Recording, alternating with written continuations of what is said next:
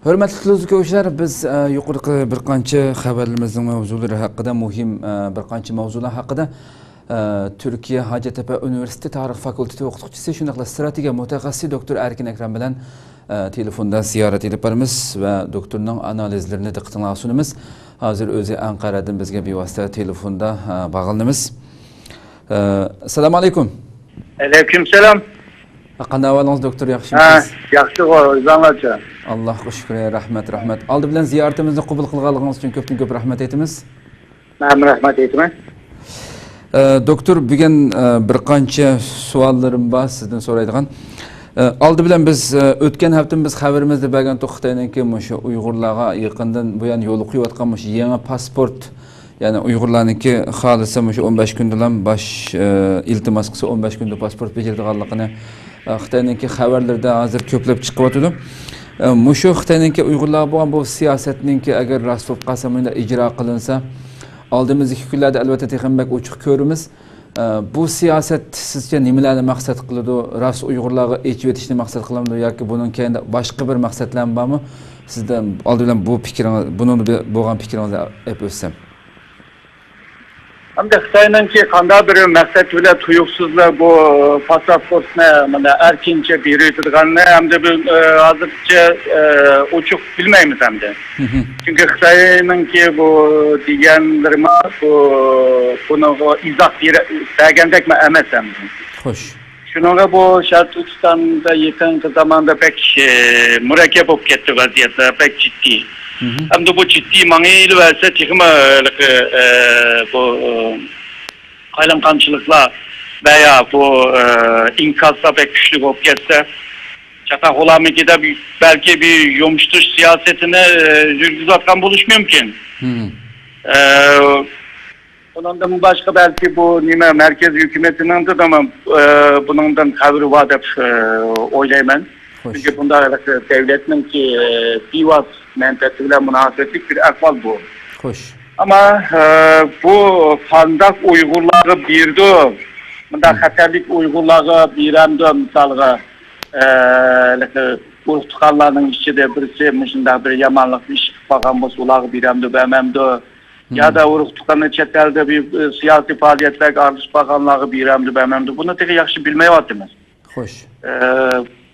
Ertugün hemmedemge tanga birdiğim bir ahval bulamdı bulmamdı ya da içivitip ertugün yanı bir çin tutamdı bunu mu bilmeyimiz hem de. Bazıları deydi şu Türkistan'daki şu Yaman Uygurlar hemisi çetelgi çıketsin bu bir yerde kalamkançılık yarısı tüketilen. Onda diyenler buluvadı demdi. Hoş. Şunun kardeşim şu kelgüsü ki terakkiyatı kara ben ondan kim kulası çıkaralayım. Ben de hazırca maşincilik hamle. Doğru. Müşahede bununla kupayılınayla. Hem de ikinci sualım olsa sizge malum. İkinci sualım doktor sizge malum yani bu Xitoyninki hazır tunji chegara sirtida qurmoqchi bo'lgan harbiy bazasi to'g'risida xabar bo'lyapti.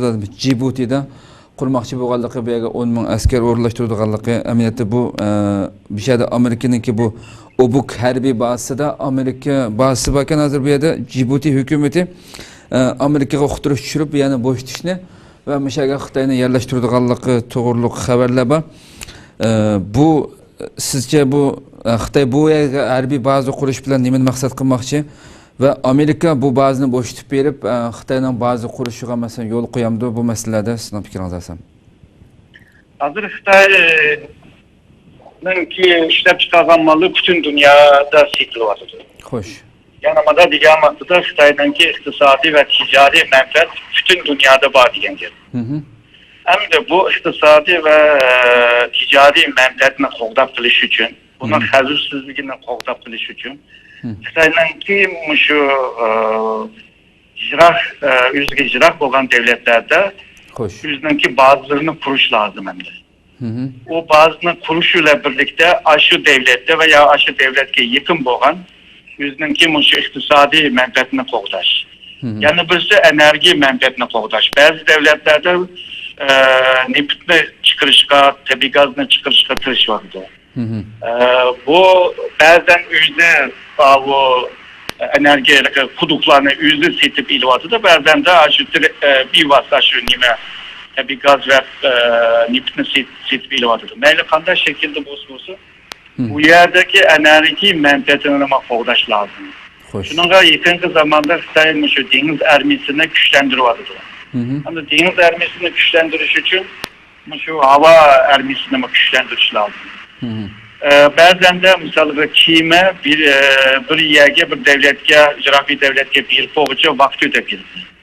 Bazen bu oluşan arıtlanlar var, bularının kime fışalaydan bir mesafesi buludu ama oturdu bir konup bağımlısa yanı olmaydı. Çünkü üyege maycalı çağlaş lazım.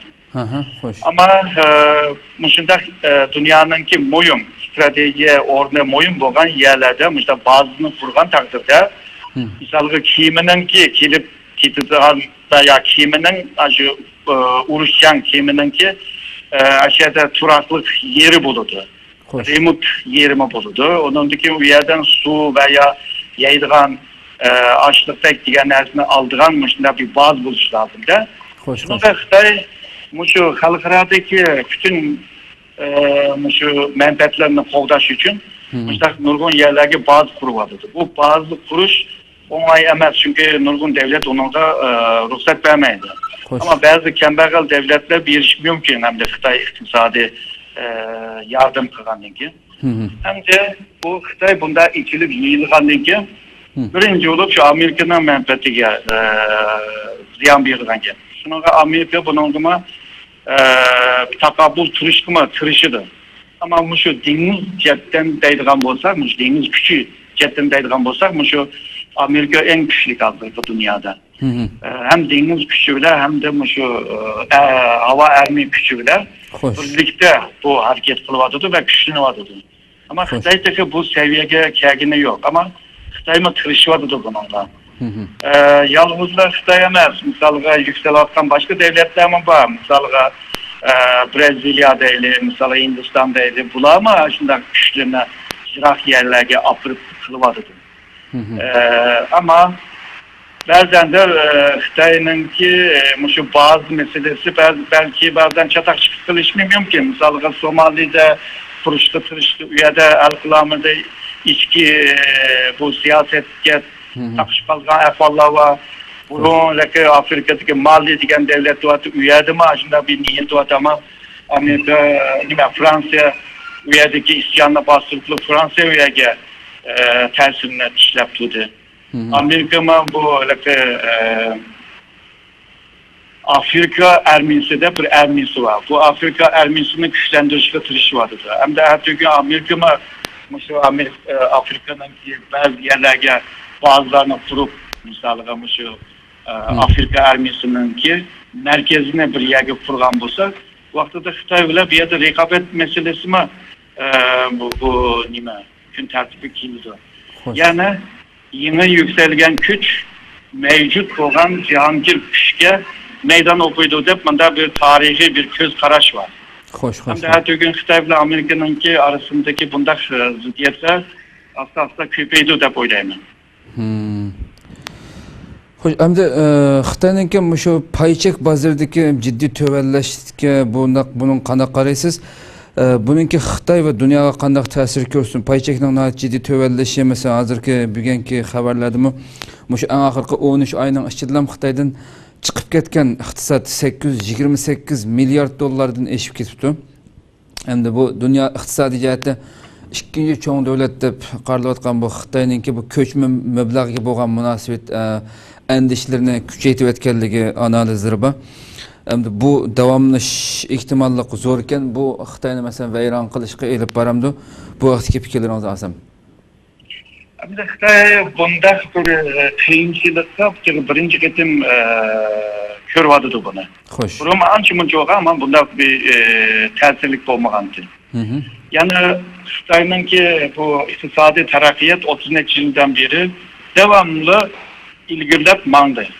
Her konuda bir siyaset şu iktisadının terakkiyetiga maslashib minbamisa, paralar minbamisa, iqtisodga shunday bir imkonlarni yaratib bermasa, mayli Xitoyning ichida bo'lsin, mayli Xitoyning sirtida bo'lsin, bunda bir paytda hamda xalqaro bir iqtisodiy bir krizga uchrab qolgan bo'lsa, Xitoyningki bu iqtisodiy taraqqiyotiga ta'sir yetkazadi. Xo'sh.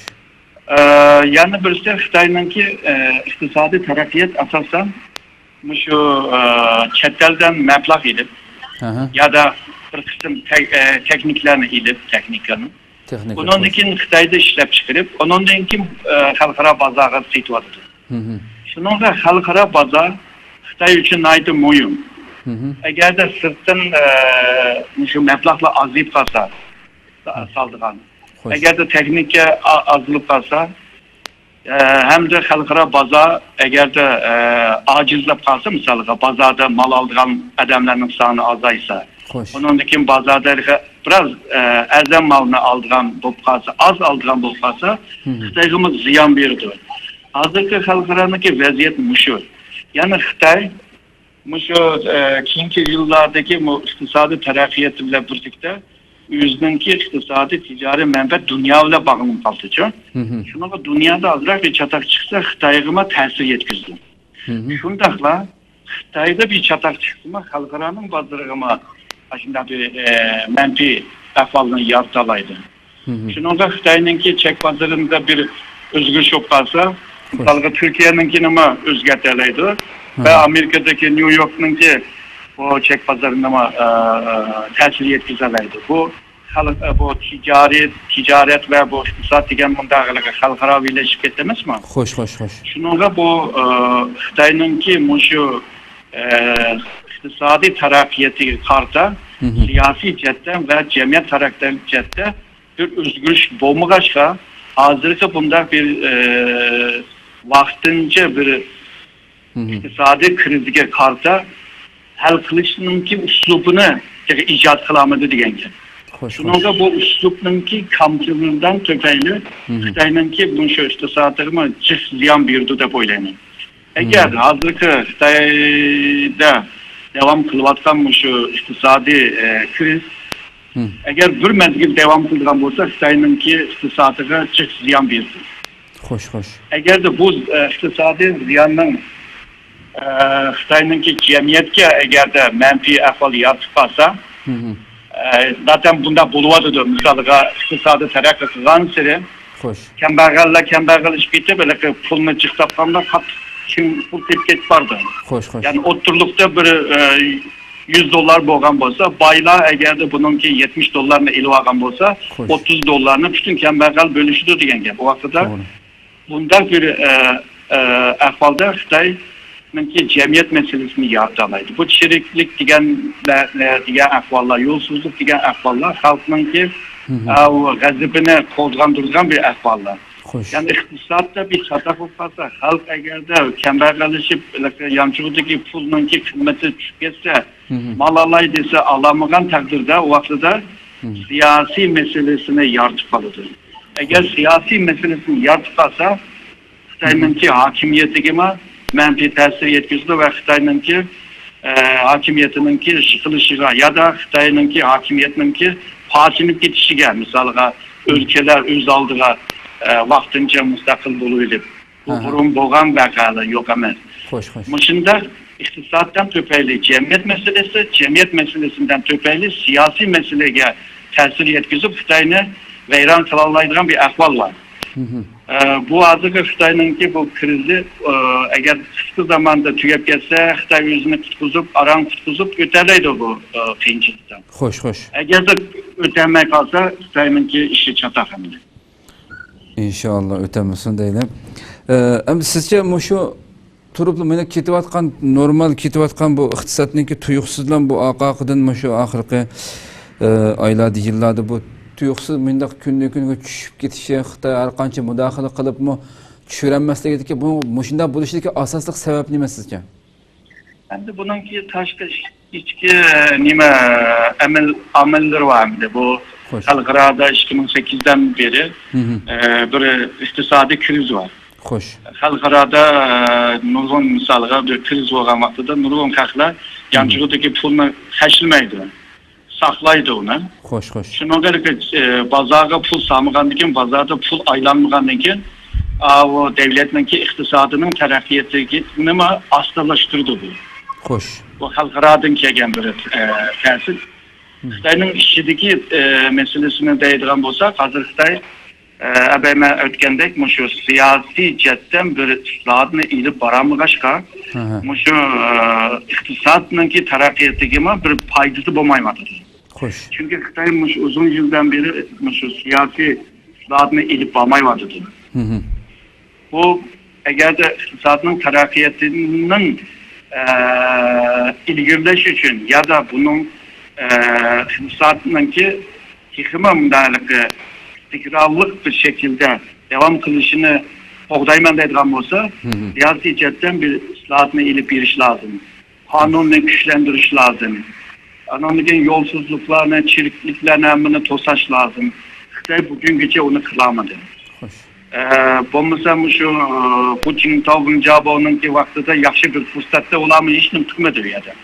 Ondan keyin bulaydigan, talaydiganlar hammasini bulab ketdi. Bu Xitoyninki şu bütün iktisadi sektör ya da bu sahaları hemmisi şunda bir devletninki çoğun emeldarlarının, mağununki vaxtidagi emeldarlarınki balları hemmisi monopol kılavagan geldi. Hoş hoş. Şunun kadar bular özününki iktisadını, menfaatini oylaşkaçkan devletninki siyasi veya devletin kelgüsüge oylap yitemeydi. Bazen de bu pulunu ilip bir Xitay'a gün çatak operası kadar oldu da pullarını sırtka çıkmadı. Çetelden bankaları koymadı. Hoş. O pulunu koyuşuyla birlikte yüzünün uğur tutanlarını mı çetelge yollap kılmadı. Demek ki bu emeldarlarınki, çoğun emeldarlarınki balları mı Xitay'nınki kelgisiye biraz bu manla kılmadı. Hoş. Onun başka şu Xitay'nınki iktisadınınki yüzününki bazı meseleler. Mesela Xitay bugünkece şu çeteldeki meblağ, çeteldeki teknik öyle yüzüne terakki kıldı aldı. Hoş, ama müziği bir teknikini icat kılamadı. Yani bana diğer maksada Xitay yüzününki bir teknikesini icat kılıp yüzününki markası bile yüzününki şu mallarını oturup bu iş lazım. Doğru. O vaxtıda ondan keyin Xitay bir kriz bopasıma vaxtınca ötep giderleydi. Olmasa hazır misalga kelgen pul ne? Paylamkan işlep çıkırış meselesi var. Misalga Xibei'nin bir ülkesinde bir xil malını işlep çıkargan bolsa, Hunan'dan bir fabrikama okşaş malını işleyen bolsa, bunun çanmattı çünkü xalqara bazar çoğuntu, kenti, aldıran adam, mal aldıran adam çıktı. Hoş. Hazır mal aldıran adamlar ondan keyin bu imdavat ettim ya. O'xshash malni ishlab chiqing. Hozir xalqaro mal ilish azalgandan keyin Xo'sh. undan keyin Xitoyninki mal sirtqa ketirish biraz tez bo'lgandan keyin mallar qo'lda kelib qolganda. Xo'sh. Bu mallar qo'lda kelib qolgandan keyin bu iqtisodninki pulni aylantirolmaydi. To'g'ri. Kelayotgan gap. To'g'ri, to'g'ri. Shuningga bu Xitoyning taraqqiyoti bag'ansiri bir qiyinchilikda bo'lyapti. Bunda bir ahvalda Xitoyninki iqtisodiy taraqqiyotninki tezligi azaldı. Bu tezlik astalashgandan keyin onundaki nurgun şirketler ve fabrikalar onundaki yıpılıp kaldıran ahvallar. Bu yıpılıp kaldıran keyin nurgun işçilerini ve hizmetçilerini işten çıkarışga mecbur kaldı. Bu işten çıkargandan keyin onlara bir pul töleş degan bir mesele bo'ldi. O tölü bazıları töleydi, bazıları tölemeydi. Ondan keyin cemiyette bir çatak işler çıktı. To'g'ri. Yani bu iqtisodiningki asılışı nurgun meselelerle işçiga kirishib ketgan bir murakkab bir mesele hamdi. To'g'ri. Bunga bir sebep bilan buni tushuntirish kalsamdi. To'g'ri, to'g'ri, to'g'ri. Rahmat, nayt yaxshi aytib berdingiz. Endi shu oldimizga sizga ma'lum Xitoy nayt cho'ng shaklda bu Ikkinchi Dünya urushida g'alaba qilganligini tabriklab cho'ng bir harbiy parad o'tkazmoqchi bo'lyapti. Endi hozir oshkorlangan nimalarga qaraganda Xitoyning bu harbiy paradiga nurg'un g'arb davlatlari raislari qatnashmaydiganligi oshkorlandi. Buni siz nimaga bog'laysiz shu yoqda? Burun Xitoy bu 2. Dünya urushiga bunchalik bir ko'ngil bergini yo'qdi. Bunda qiliq murosimlarni qilib qutlab yurmagan hamda. Xo'sh. Bu da hamda bununla ko'ngil bo'lyapti. Birisi Xitoy bag'ansiri kuchlanayapti ve 2. Dünya urushininki bu neticesini o'zininki bir neticesiga aylandırışga tirişyapti. Bu aylandırışninki bir alatligi var şu. Burun bu Japonlar bilan urushib so'qishganlar hamda Kuomintang hukumati ve onunki armiyasi. Xo'sh, xo'sh. Bunun Xitoyninki armiyasi ancha-muncha urushganligi bor, ama esas jangda mushu Kuomintangninki askarlari bor. Xo'sh, xo'sh. Endi bu 2. Dünya urushininki neticesiga biz g'alabalik neticesiga biz sahip chiqamiz degan gap Kuomintang hukumatini tarixdagi o'rnini yo'qotishga tirishadi. Xo'sh, xo'sh. Yalnız bu emas. Misalga Sun Yat-sen Sun Yat-senninki tug'ilgan ve o'lgan kunini murosim qilib o'tkazyapti hozir Xitoylar. Yani demek ki mushu 1911'den keyin mushu kommunist Xitoyninki boshqarishi bilan Xitoy tarixi mandaq yozildi deb o tarixni burumlashga tirishyapti. Xo'sh.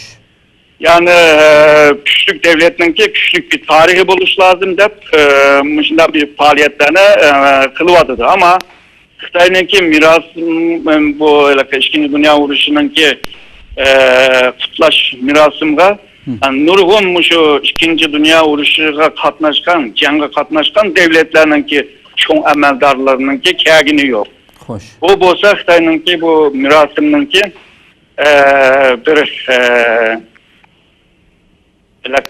aciz bo'lib qolganligini ko'rsatdi. Hamda keldigan devlet reisleri yani o seviyedeki adamlar ko'pinchisi bu 2. Dünya urushi bilan bekle münasebeti bo'lmagan haqlar. To'g'ri. Shunga Xitoy bunda kirish bilan birlikda u men degandek tarixni, siyosiy tarixni o'zininki tarafga aylantirish. Yani birisi olsa mushu mirasimning sebebinden o'zininki qurol yaroqlarini o körgezim qilmoqchi. Xo'sh, xo'sh. Uni ko'rsatganki nurg'un davlat bu Xitoyninki bu qurol yaroqni olsak bo'ldiki, bu jang uchoqni olsak bo'ldiki, jang qilgan bu kiyimini olsak bo'ldiki deb anda bir reklamga bir foydasi bo'ladi hamda bunda deganda. Hamda Xitoy bu mirosim bilan birlikda Osiyo davlatlariga o'zininki kuchini ko'rsatgan bo'ladi. Bo'lib Japoniyaga bir hayvatlikni bir küs qo'ygan bo'ladi. Yani men yükselyapman, sizlar o'zinglarni bilib turinglar. Degandek bir obrazni yaratmoqchi. To'g'ri, to'g'ri, to'g'ri. En ahırda bir sual bilan tugaymiz. Dal ahir dediniz popoz qilmoqchi degandik dunyoga o'zining kuchini qo'rallanib. Endi Xitoy en ahirgi 2 oyning ichida shu Xitoy Sharq dengizida bo'lsin 3 qatim haqiqiy o'q ishlatilgan keng ko'lamli harbiy manevr elib bordi 3 qatim. Ve shu oldimizgi 9-oyda ham Xitoyninki davlat mudofaa ministrligidan e'lon qilingan xabarlarda shu oldimizgi 9-oyda Malayziya bilan harbiy manevr elib bordiganligi va buningda haqiqiy o'q ishlatilganligi to'g'riliq ma'lumotlar, xabarlar bor. Sizce bu şu 2 oyning ichida 3 qatimliq keng ko'lamda harbiy manevr o'tkazishi Xitoy bu yerda bu emas talab-tortishlik rayonlarda ham elib berilgan harbiy manevr elib bo'lgan joylarmi? Sizce kimlarga propoz qilmoqchi, nimalarni maqsad qilmoqchi Xitoy bundan bu yoqda? Ya da şu birincisi siyasi cihatinden deydigan bo'lsak, birincisi mushu Amerikaga ya da Amerikanınki şerikleri. Misalga Japonya, Yeni Zelanda degandek, bu Filipindek devletlerge o'zining kuchini ko'rsatmoqchi. Yani bu yerda yolg'izla Amerika sormaydi, bu yani biz mi so'raymiz deganni ko'rsatdi. Ondan keyin bu Malezya, Vietnamdek bunda o'tirdi qolgan devletlerge bir agallashtiruş degandek bir bir ahvalni ko'rsatyapti bu yerga. Ondan keyin texmi aciz bo'lgan Laos, Kamboçya degan devletlarni Tayland degandek devletine üzgi tartışka yani ben bir yerdeki noça sen bana egersen faydası olurdu. Degandek bunda bir siyasi cetten bunda bir maksat var. Hoş. Bu askeri cetten deydiğen bolsak bu manevra ile birlikte o denizninki coğrafyasını ügünüş. Hem denizin üstü hem denizin astının coğrafyanı ügünüş. Yani üzninki kimilerini birip bir yere. Havanınki, iklimninki, denizninki, dolkunlarından şu denizin astıdaki çonkurluk veya kavak yerlerine kadar ügünüş o bu degandek onu kılmakçı. Hoş. Onun kim şu Asya Tinç Okyanusu'da nurgun bu devletlerinki kimileri var. Deniz astı kimler var. O manevra ile birlikte ulanınki yerlerine ya da deniz astı paraşütleyle ya da kandak yüzü vardı kandak kılvadı onu mu ügünüş. Degandek askeri jette bir tecrübe savak iliş nima tırışıvatıdı. Hoş. Şuna bu siyasi jette ben takabul turalayman sanğam men bu üzemninki şu uruş parçalarını güçlendiriyatım ve bir yerge rokette takıp ya da başka radar sistemlerini terakki kıldırıp suni emranınki küçüyle men mi sanğa takabul turalayman degeni bir jetten küstüvatıdı bir jetten şu askeri jetten misalga kelgüsünde bir jang olup kalsa tuyuksuzla özünün bilmeydiğin bir coğrafyaya bir yerge kırıp kalsa deniz coğrafyaya bir ziyan tatıp kalgan ahval var. Hazırdan başlapla şehirlerde ügünüp özüge bir tecrübe kazandırış hemdi. Bugün şu Amerika Prezidenti Obama'nınki Avustralya ziyaretinde biz Amerika e'lon qilgan nimasidan Obama masalan bu şu Asya Tinch okean rayoniga harbiy jihatdan kuchini mishaga to'playdiganligini davom qildiganligini va bundan andish qilayotgan Xitoyninki andish qilmasligi biz Xitoy bilan nurg'un hamkorlik elib bora olamiz bu rayonda degandek bayonotlari bor hamda buningga Xitoyning mushu rayonlarda shunday ish qilayotgan bir paytda Obamaniki bu bayonotni berishi Avstraliyada ve Xitoy bilan biz nurg'un andishqimiz bo'ldi biz nurg'un jihatlarda Xitoy bilan hamkorlasha olamiz degan mesajları buni qanday qaraysiz siz? Hem de Amerika taraf Xitoyni yatıştırış ona cimiktirishga tirishyotidir. Ama Xitoy bu gaplarga ishonmaydi. Çünkü eğer de seninki aslında bir niyetin bo'lmasa sen meningdimi jiq bir yerda askeri manevra qilyapsan. Hem devletlerle ortak şu Avustralya, Yeni Zelanda, Tayland, Japonya, Janubi Kore degandek hemisiyle kılıvatsa hatta Vietnam, Filipin'deki devletlerle mi kılıvatsa kılmakçı ya da Vietnam'la hatta Vietnam'ınki bir askeri portu var üyelik ama yerleşik katırışı varsa Filipin'deki askeri portları yerleşik varsa bu kılmışlıklar nimine ifade kıldı dep soraydı yani Xitoy. Şununla Amerika'nın niyeti yaman şu bizni terakki kılıvatkan Xitoyni biz tutmak için tırışıvatıdı dep Xitoy anda oylaydı. Şununla Obama'nınki bu gipini hemdir. Şu bizni de aldap koyup bizni yumuştup koyuşkılı tırışıvatıdı ama biz o gaplarga işinip ketmeyli dep oylaydı Xitoy. Çünkü Xitoy'nınki bu askeri felsefesine oturup koygan sınızı olsun. Bularınki 2500 yıl evvelki ahval. Bir devlet kanda güçlük olsun ama canını unutup kalsa devlet yok olurdu deydi. Hoş. Bir devlet kançılık güçlük olsun eğer de her gün uğraşman dese o devlet yanı yok olurdu deydi. Şununla Xitoy'nınki şu nezdinde güçlük devlet buluş. Yani kançılık güçlük olsak başka devlet şunca bizge can açamaydı, biz bile uğraşamaydı deydi. Çünkü Amerika'nınki bu rayonga nurgun kural yaraklan ekiliş, yeni kurallarını icat kılıp, misalga bu F-35 diyen bir can uğraşı var, can arplanı var. Onunki misalga MV-22 diyendek hem uçar hem de bu can arıplanı bu. Hoş. Onun için radar sistemlerini güçlendiriyordu da onun için üşürün kılalaydıran tekniklerini terakki kıldırıyordu da Yani bularning hammasi Xitoyni nima cho'chityotidu, Xitoyni ansirashga selyotidi. Xo'sh. Hamda tarixda bir yangi yuksalgan bir kuch cho'qim shu mavjud bo'lgan Jahongir davlatga meydan o'qigan. Xo'sh. Har qitimda shu qon bilan tugagan hamda Xo'sh. jang bilan tugagan.